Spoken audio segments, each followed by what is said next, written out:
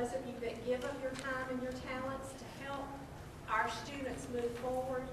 We have an exciting speaker here today that you're going to listen to that I happen to have had the privilege of knowing during my time in Macon. Well, and actually, all the way back when we were in Warner Robins at times together. So we've known each other for quite a while, and he is a man that I admire and respect greatly. So I thank you again for being here. It's an exciting program, and I'm going to go ahead and turn it over so we can get started on it. Thank you. Thank you.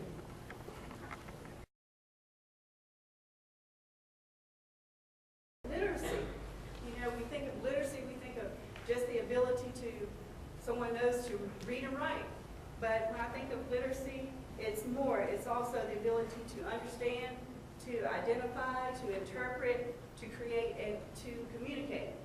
So literacy involves a continuum of learning and enables individuals not only to achieve their goals, but to reach and develop knowledge as well as their potential in order to fully participate in such things as family, community, and the greater society.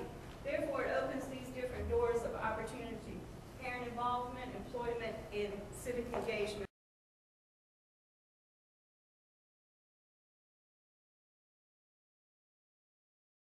Good afternoon. That was a great PowerPoint presentation, and we live with those statistics every day. Every day I have someone calling that wants to volunteer or someone who wants to sign up to learn how to read. So we see it on a daily basis, and we just wanted to make that information available to you. But now comes the part that I'm really excited about, which is to recognize those people who are doing the heavy lifting, as I say, the foot soldiers, as your program says, the foot soldiers on the front lines of literacy. And Martin Luther King says, everyone can be great because anyone can serve. You don't have to have a college degree to serve. You don't even have to make your subject and your verb agree to serve. You only need a heart full of grace, a soul generated by love. These words are a testament to the men and women here today who live by this creed of service. You've just heard the startling statistics about the state of literacy in Athens and in the region. And the national statistics are even bleaker.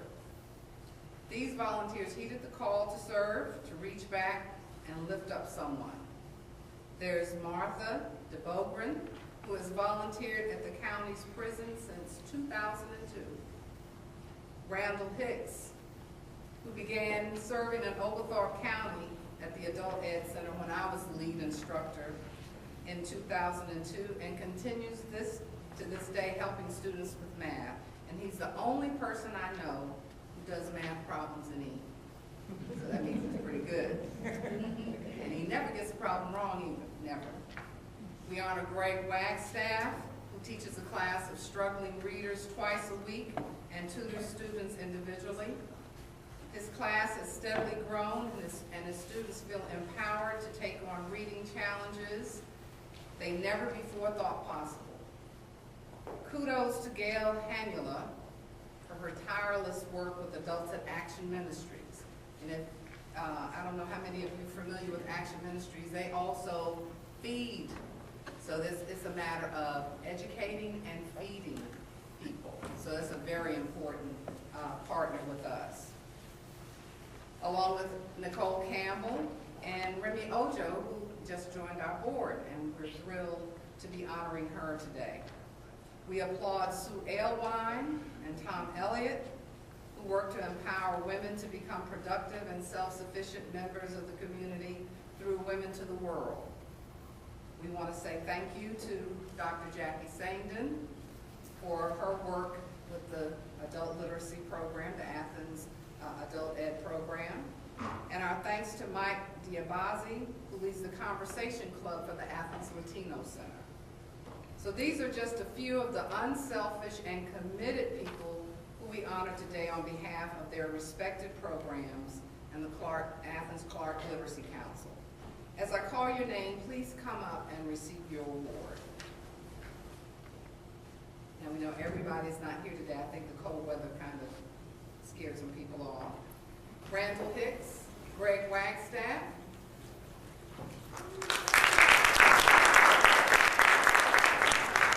Jackie Sandin,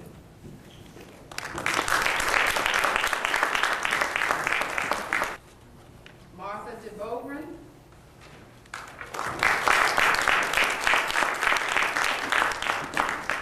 Remy Ojo,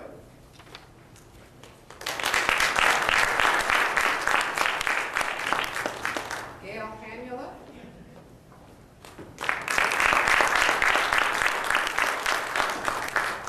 Nicole Campbell,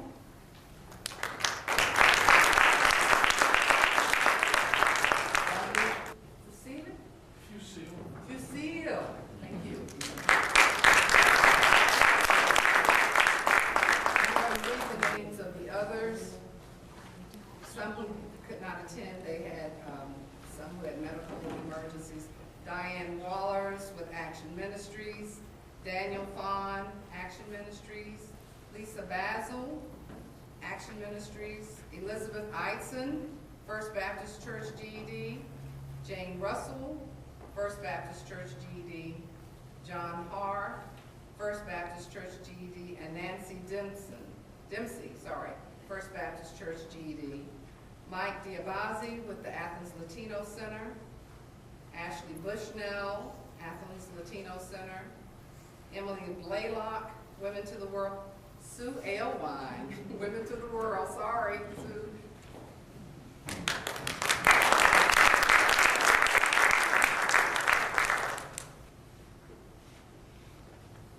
Thank you so much.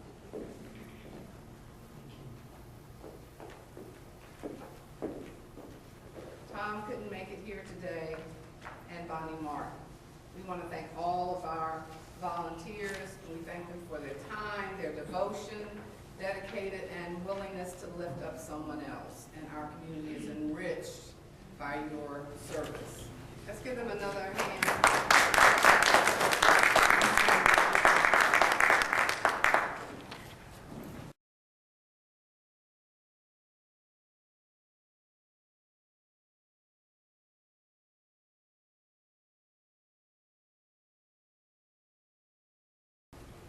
Our speaker today says his mission is to tell as many people as he can about how he learned to read and to tell them that they can too. And I heard this morning he was awesome. I knew he would be. I knew he would be.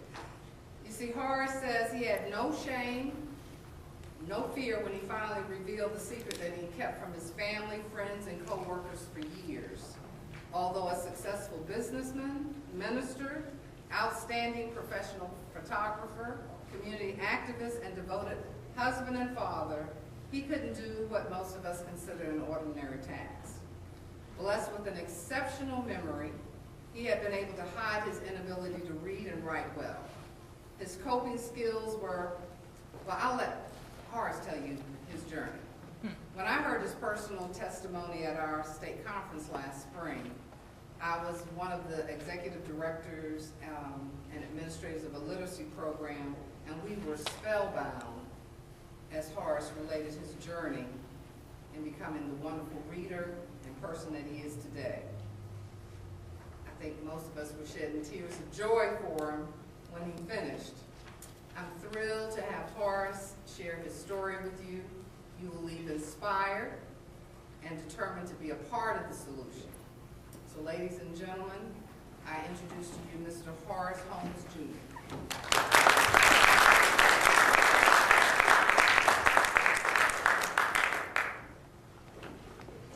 All right.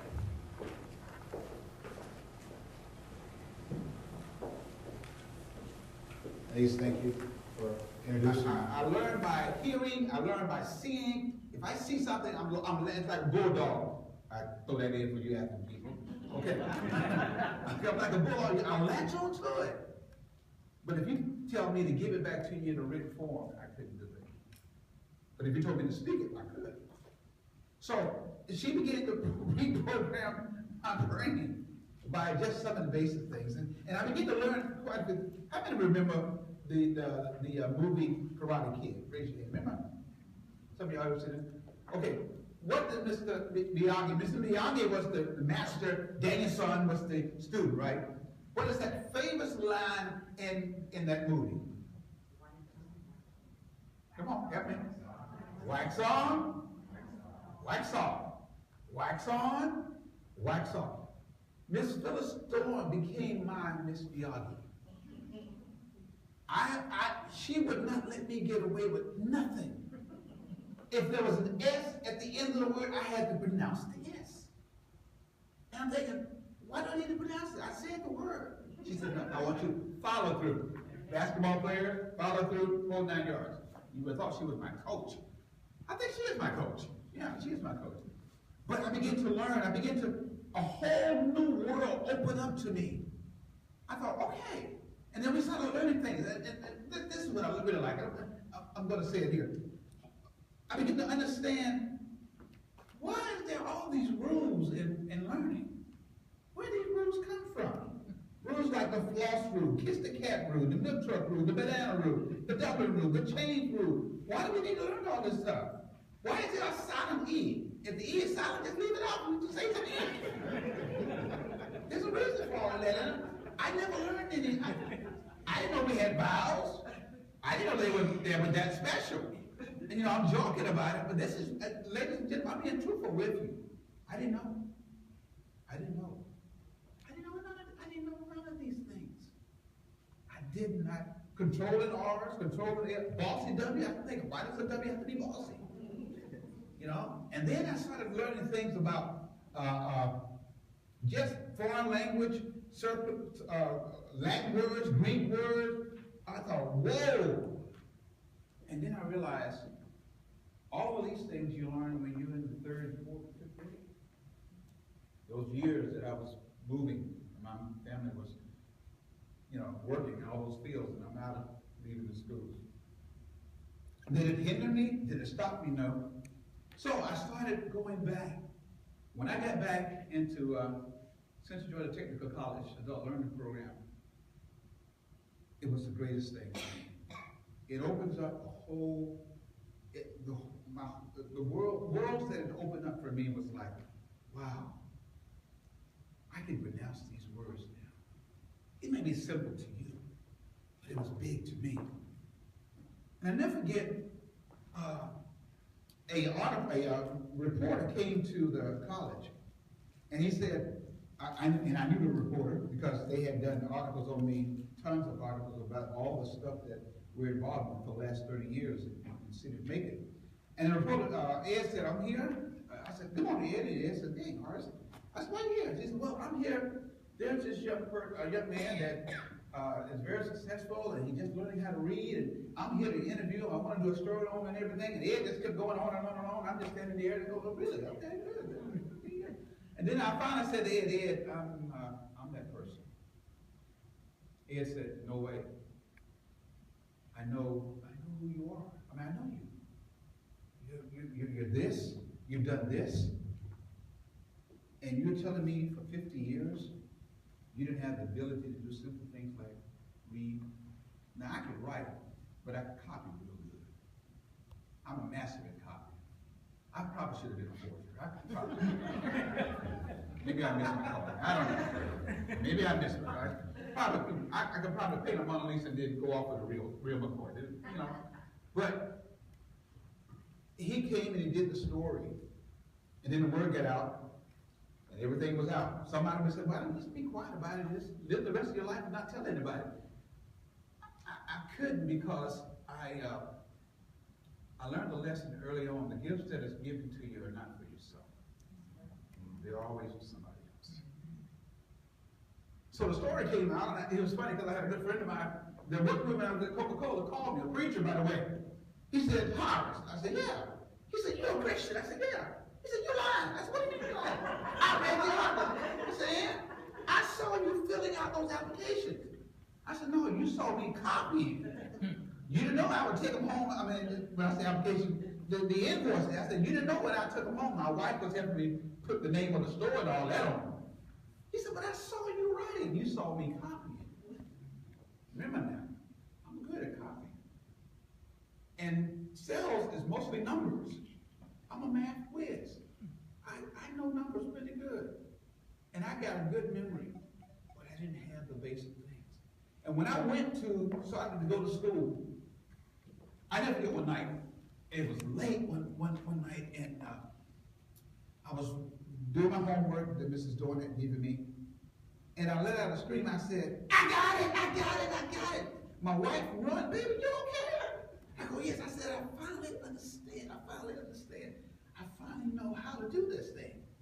And it was late. It must have been like 10 something. And Billy, I got on the phone. I called Miss Dorn. I said, I got it. She was screaming. I was screaming too. Because I had finally, it clicked. It clicked. I began to understand why you have the synonyms and the concepts and the verbs and all these things. It all began to come together. But my greatest reward was one morning, because even today, every Friday, well, I won't do it tomorrow because I'll be here. Every Friday, I go in for 2 hours with Miss Dorn. And after I graduated from the program, and I was a commencement speaker for the class and all that good stuff, I said, I don't want to stop learning. Can I come back? She said, yes. So she tutors me.